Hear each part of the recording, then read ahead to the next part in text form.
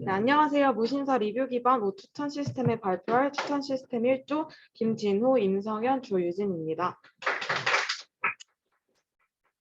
목차는 다음과 같은 순서로 진행될 예정입니다. 첫 번째로 먼저 주제 선정 이유에 대해서 말씀드리겠습니다. 코로나19로 인해 온라인 쇼핑 거래액이 증가하였고 2020년부터 집콕 소비가 하나의 트렌드가 되었습니다. 또한 2021년, 2022년 온라인 쇼핑 동향에 따르면 온라인 쇼핑 거래액이 전년 동월 대비 각각 23.5%, 10.4%씩 계속 증가했다는 것을 알 수 있습니다. 이는 코로나를 계기로 온라인 쇼핑이 늘었고 이러한 추세가 지속되고 있다는 것을 보여줍니다. 네. 유튜브를 보다 보면 알고리즘이 선택해서 여기로 왔다 이런 댓글을 흔하게 볼 수 있습니다. 여기서 말하는 알고리즘이 바로 추천 알고리즘입니다. 유튜브, 넷플릭스, 아마존 등의 다양한 기업에서 추천 알고리즘을 사용합니다. 유튜브 이용자 시청 시간의 70%가 추천 알고리즘에 의해 발생하며 아마존 전체 매출의 약 35%가 협업 필터링 알고리즘에 의해 발생한다고 합니다. 이렇듯 추천 알고리즘은 저희 주변에서 쉽게 찾아볼 수 있으며 실질적으로 기업의 매출에 도움이 되기도 합니다. 이러한 추천 시스템은 패션 분야에도 적용이 되고 있습니다. 추천 시스템을 적용하여 새로 입점하는 브랜드에 대한 노출부터 개인에게 맞는 의류 추천 등의 마케팅을 진행합니다. 최근에는 딥러닝을 통해 개인 맞춤형 추천의 형태를 띠고 있습니다. 이렇듯 온라인 쇼핑 시장이 계속 커지는 추세이며 패션 분야에서의 추천 시스템 도입을 바탕으로 저희는 사용자 리뷰 기반 옷 추천 시스템을 주제로 선정하였습니다. 두 번째로 데이터에 대해 소개드리겠습니다. 여러 온라인 쇼핑 플랫폼 중 무신사를 선택하여 추천 시스템을 구현하였습니다. 무신사의 인지도가 타 플랫폼에 비해 매우 높고 이용자 또한 많기 때문입니다. 이는 많은 양의 리뷰 데이터 확보가 가능하리라 판단하여 무신사 리뷰 데이터를 선택하였습니다. 네, 다음으로 데이터 크롤링을 통해서 무신사 리뷰 데이터를 수집하였습니다. 무신사 사이트에 있는 리뷰창에서 데이터를 크롤링하였으며 유저명, 아이템명, 평점을 가져왔습니다. 데이터 전처리는 우선 중복 데이터를 제거하였고 최종적으로는 레벨 5 이상의 유저 데이터와 유저별 특정 개수 이상의 리뷰 데이터를 사용하였습니다. 이에 대해서는 모델링을 진행하면서 계속 조정하였으므로 상세한 사항은 뒤에 모델링 파트에서 설명드리겠습니다. 이후 문자 데이터를 숫자로 바꿔주기 위해 데이터 라벨링을 진행하였습니다. 라벨링된 데이터로 데이터셋을 생성하였습니다. 코드 구현을 위해 총 3개의 데이터셋을 만들었습니다. 첫 번째로 트레인 매트릭스는 각 유저가 구매한 아이템에서 한 개를 제외하고 그 외 모든 아이템에 대한 유저 아이템 행렬입니다. 스펄스 매트릭스 형태를 가지고 있습니다. 그리고 테스트 레이팅즈는 앞에 트레인 매트릭스에서 제외한 아이템 한 개를 가지고 유저 아이템을 리스트 형태로 만든 데이터셋입니다. 마지막으로 테스트 네거티브는 각 유저별 구매한 아이템을 제외한 99개의 아이템을 랜덤 네거티브 샘플링하여 생성한 데이터셋입니다. 다음으로 추천 시스템에 대해서 발표하겠습니다. 저는 추천 시스템을 구현할 때 사용한 모델에 대해서 소개해드리려고 합니다.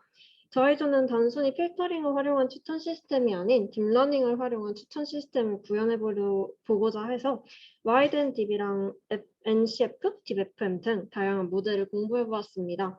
그중 저희 데이터에 맞는 모델은 NCF라고 판단을 하였고 저는 간단하게 NCF 모델에 대해서 설명해드리려고 합니다.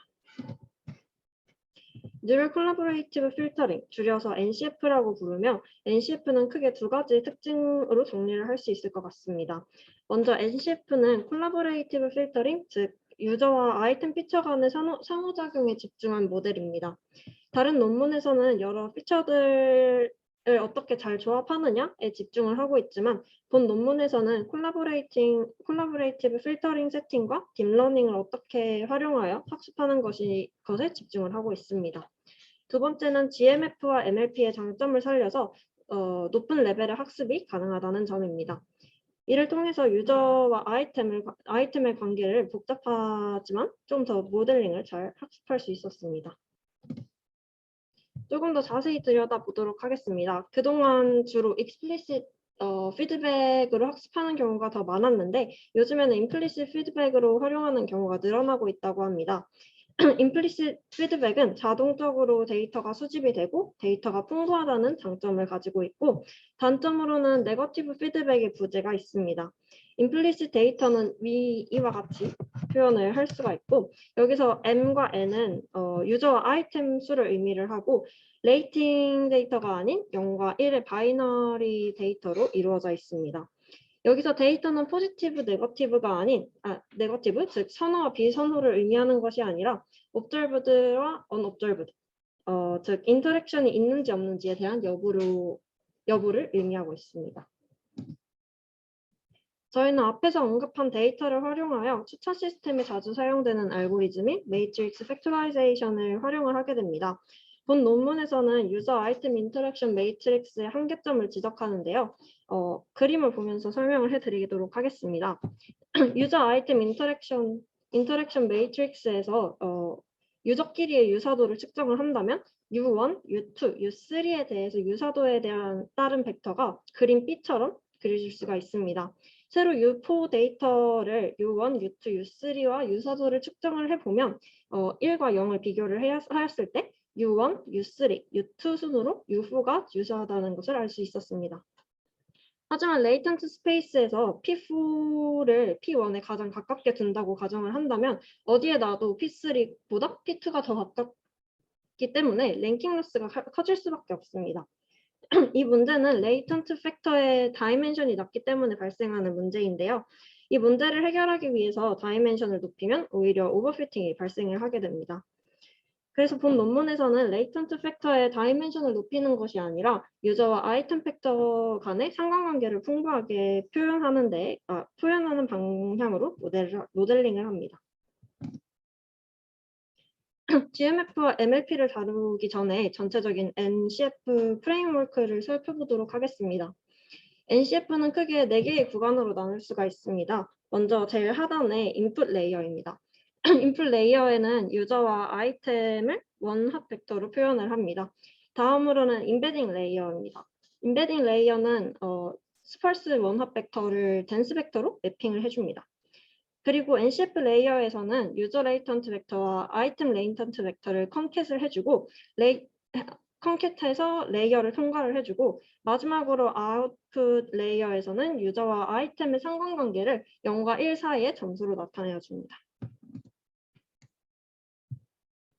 NCF를 학습하는 과정, 즉 학습 데이터의 인베딩을 0과 1로 분류할 수 있도록 학습시키는 과정에서는 이와 같은 식으로 정리를 해줄 수 있는데 먼저 레이블이 바이너리이기 때문에 베르노이 분포를 사용을 하였습니다. 여기서 업실론은 유저와 아이템의 인터랙션에 대한 값이 1인 집단, 그리고 업실론 마이너스는 유저와 아이템 인터랙션에 대한 값이 0인 집단을 의미를 해주고 로스 펑션은 바이너리 크로스 엔트로피를 사용합니다. 이때 이 L을 최소화하는 파라미터를 찾는 것이 목적이며 학습은 SGD를 사용하였습니다. 다음은 GMF에 대한 설명입니다. GMF는 Generalized Matrix Factorization으로 즉 일반화된 매트릭스 팩토라이제이션을 말합니다. 매트릭스 팩토라이제이션에서는 단순히 닷 프로덕트로만 아웃풋을 예측을 했다면 GMF에서는 각 엘레멘트의 웨이트를 학습을 합니다. 여기서 P와 Q는 유저와 아이템의 레이턴트 벡터를 의미를 하고 이를 엘레멘트 와이즈로 곱해준 다음에 웨이트를 또 곱해줍니다. 그리고 non-linear activation 펑션을 사용을 해서 모델이 유저 아이템 인터랙션을 더 풍부하게 표현해 줄 수 있도록 해줍니다. H 트랜스포즈는 내적을 할 때 가중치의 역할을 해주고 레이턴트 벡터를 학습하면서 중요도를 조절할 수 있도록 도와줍니다. 마지막으로 시그모이드 함수를 씌워서 y 해시랑 액츄얼 y 값 간의 로스를 줄이는 방향으로 모델을 학습해 줍니다. 이때 A가 1이고 H 트랜스포즈가 유니폼 벡터면 매트릭스 팩토라이제이션이라고 할 수 있습니다. 다음은 MLP입니다. MLP는 GMF보다 더 플렉시블하게 유저 아이템 인터랙션을 학습할 수 있다는 특징을 가지고 있습니다. 여기서 WX는 웨이트 매트릭스고 BX는 바이어스 벡터고 AX는 X번째 층에서 사용된 액티베이션 펑션을 이야기합니다. 여기서 phi1은 유저 아이템의 레이턴트 벡터를 컨캣해 줍니다. 이 이후의 phi들은 웨이트 매트릭스와 바이어스 벡터로 표현이 되고 있고 y에 대한 최종식은 앞에서 나왔던 GMF의 식과 동일하다는 것을 알 수가 있습니다. 동일하다는 것을 알 수가 있습니다.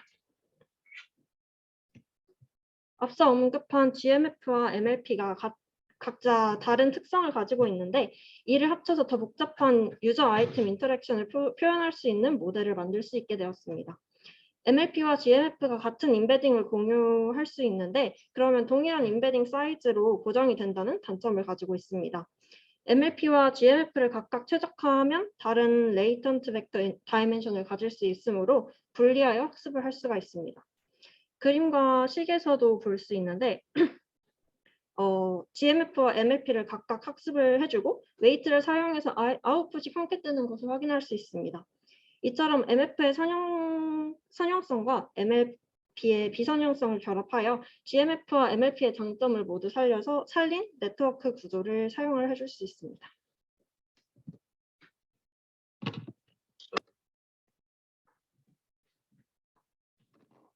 네, 앞서 소개한 NCF 모델을 구조로 이제 저희 데이터에 적용할 이제 모델링 파트를 발표하도록 하겠습니다. 코드가 잘 안 보이실 텐데 저희가 코드를 세세 설명하지는 않을 거고요. 저희가 MLP와 GMF 그리고 MEO, NF에 대한 플로우를 보여주기 위해서 넣은 코드니까 간단히 봐주시면 되겠습니다. 먼저 왼쪽 위에 MLP를 한번 보도록 하겠습니다. 유저와 아이템 데이터를 이제 인풋으로 한 후에 각각 인베딩을 진행합니다. 인베딩된 데이터들을 플래튼 시킨 후에 이제 하나의 벡터로 컨캣해 줍니다. 그리고 이제 MLP 레이어를 거친 후에 최종 MLP 모델을 뽑아냅니다. 왼쪽 아래에 GMF도 동일합니다. 유저와 아이템 데이터를 인풋을 하고 인베딩을 한 후 인베딩된 데이터를 플래튼 시키고 이제 하나로 콘캣한 후에 이제 레이어를 거쳐서 모델을 출력합니다. 이제 오른쪽에 있는 MEU, MF에서 좀 차이점이 있는데요. MLP와 GMF에서 이제 구해진 인베딩 벡터를 이제 전체를 콘캣을 해서 이제 벡터를 이제 사용합니다. 쉽게 말해서 이제 MEU, MF는 GMF와 MLP에서 사용한 벡터들을 둘 다 사용한다라고 이해하면 되겠습니다.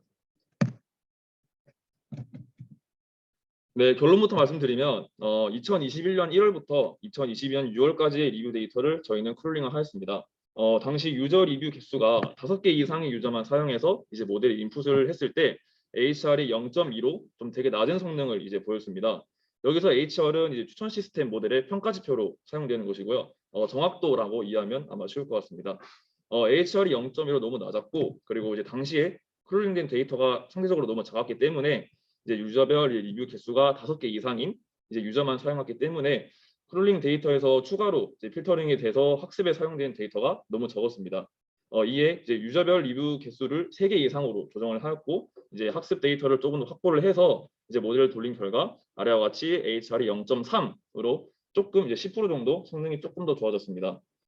학습에 사용된 데이터가 더 많아질수록 성능이 좋아진다라는 이제 일반적인 이론을 제가 직접 경험을 해서 이제 저희 회의를 거쳐서 추가적으로 크롤링을 하자라는 결론을 도출하였습니다. 원래는 이제 옷에 대한 데이터에 이제 대해서 크롤링을 하였습니다. 근데 이제 옷끼리 유사도가 되게 높기도 했고 그리고 이제 데이터가 좀 한정되었기 때문에 이제 저희는 무신사에 존재하는 모든 아이템에 대해서 크롤링을 진행하였습니다. 추가로 무신사는 유저별 레벨이 존재하는데 일반적으로 저희가 알아보니까 레벨 5 이상의 유저가 한 평균 10개 정도 이상의 리뷰를 이제 적었기 때문에 저희는 이제 레벨 5 이상의 유저가 남긴 이제 모든 리뷰를 크롤링하였습니다. 이제 오른쪽을 보시면은 이제 위에서 언급한 각 모델에 들어가는 이제 파라미터들입니다. 인풋되는 데이터에 대해서 이제 리뷰 개수를 10개와 20개로 저희가 필터링을 해보았고요. 그리고 이제 각각의 파라미터를 조정해서 이제 저희 데이터에 맞게 이제 파인 튜닝을 해보았습니다. 그 결과는 다음과 같습니다. 먼저 제일 아래에 이제 모델을 보겠습니다. 유저 6만 명과 그리고 이제 아이템 48,000개에 대해서 이제 상대적으로 좀 적은 데이터입니다. 이제 학습시킨 모델의 결과는 이제 HR이 0.33으로 낮은 성능을 보였습니다. 얼핏 보기에는 이제 유저 6만 명과 아이템 48,000개가 데이터가 많지 않나? 라는 의문이 들 텐데 저희가 실제로 이제 계산해 본 결과 실제 데이터가 이제 샘플 수가 10만 개도 안 되었습니다. 그래서 이제 모델 성능이 낮았고 이제 따라서 이제 위에서 언급했듯이 이제 추가적으로 크롤링을 계속 진행해서 데이터를 확보한 결과 이제 모델을 돌려서 HR이 0.4277로 나름 드라마틱한 이제 성능 향상을 이제 보였다고 판단했습니다.